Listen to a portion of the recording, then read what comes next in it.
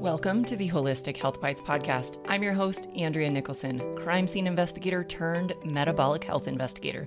This podcast provides bite-sized episodes to help you have a pristine health scene so you can live a vibrant, adventure-filled life. Let's dive in. Hello, and welcome back to the Holistic Health Bites podcast. Today, we are going to delve into the world of functional lab testing. What it is, why it matters, and how it differs from conventional lab testing. To start, let's talk about what differentiates functional lab testing from conventional testing. Both of these tools have their merits, but they're used for different purposes.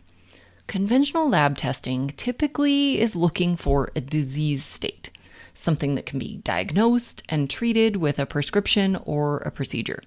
They're excellent when it comes to diagnosing severe or chronic conditions, but they may not pick up on more subtle changes happening in your body or even conditions in the very early stages of development. On the other hand, functional lab testing takes a broader perspective. It assesses how well your body is working on a day-to-day basis and aims to catch potential issues before they become a more significant problem. This is not to say that functional testing couldn't also identify a serious or chronic condition. They absolutely can. But these tests are often the best value in catching things before it becomes a serious condition. A key difference lies in the interpretation of the results. In functional lab testing, we are interested in optimal ranges rather than reference ranges. Reference ranges are created by either assessing the averages of the population being tested or by consensus of medical professionals who run these tests. But this means that healthy and unhealthy people are included, although mostly it's unhealthy people as they make up the majority of people being tested. Most of us aren't undergoing random testing, but rather get tested because something is wrong. The optimal ranges are typically narrower and are derived from the healthiest segment of the population. In functional medicine, an optimal range is the goal.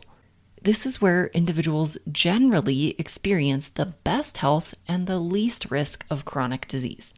So, for example, if we consider something like vitamin D levels, the reference range might be something like 30 to 100 nanograms per milliliter. But the optimal range might be something like 50 to 80 nanograms per milliliter, because studies show that this is the level where most people experience the best health outcomes. So optimal ranges provide a more stringent and health-focused goal than reference ranges. They aim for optimal health and wellness, not just the absence of disease. So now let's turn a little bit and talk about the different types of tests that we use in functional lab testing. Firstly, there's comprehensive blood chemistry. This is similar, yet often completely different from conventional blood testing.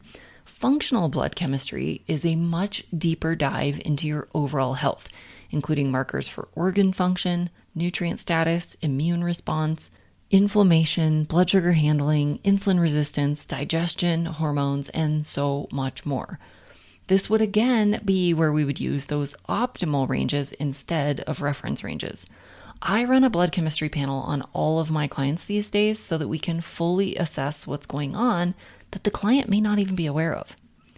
The second type of test we have is functional stool testing. Not the most glamorous topic, I know, but it's incredibly informative. This type of test can provide insights into your digestion, nutrient absorption, gut microbes, and even immune function. Conventional medicine providers do also have stool tests, but they are often very limited in scope, only looking for a handful of pathogens that can cause obvious acute symptoms like diarrhea. The third type of test is urinary organic acids test. This is a metabolic test that can tell us a lot about your nutrient status, gut health, detoxification capacity, neurotransmitters, and overall metabolic health. It's like getting a snapshot of your body's metabolic processes in one simple urine collection. And the final type of test that I will discuss today is hormone testing. In the functional world, this is usually done through urinary or salivary panels. These tests can be used to assess your adrenal health and or your sex hormone balance. These can be a game changer for understanding hormonal issues, adrenal fatigue, fertility problems, and even bone loss. Now, you might be wondering why these tests aren't typically covered by insurance. And the main reason is that insurance companies usually cover tests that are used to diagnose disease, not tests that are used to assess overall function and wellness.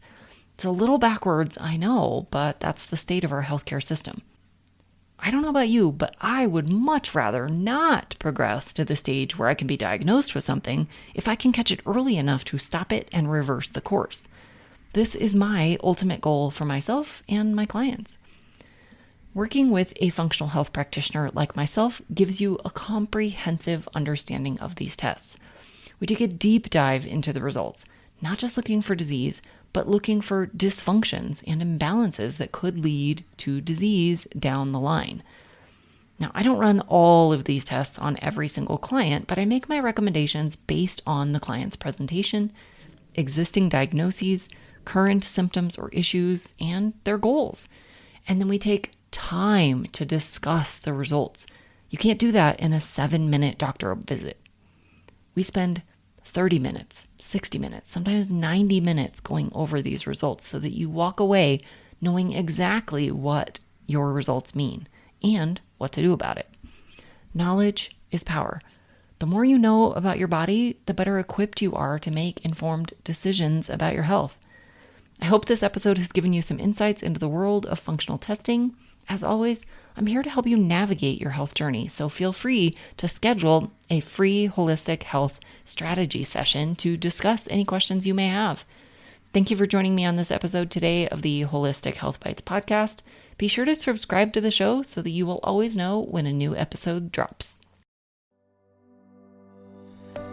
Thanks for being a faithful listener to the podcast. I'd love it if you left me a 5-star review on this podcast so that others can more easily find this valuable information. Did you know I also work one-on-one with clients? I approach solving health challenges like I approached solving crimes, by conducting a thorough investigation into your case. Sadly, hundreds of millions of people in the US have insulin resistance, prediabetes, and diabetes, and the vast majority have no idea. I'm here to fix that. If you struggle with low energy, stubborn weight, hypertension, sleep disturbances, or any other undesired symptoms, let's talk. All you have to do is schedule a free call. The link will be in the show notes. And no, you do not need to live near me.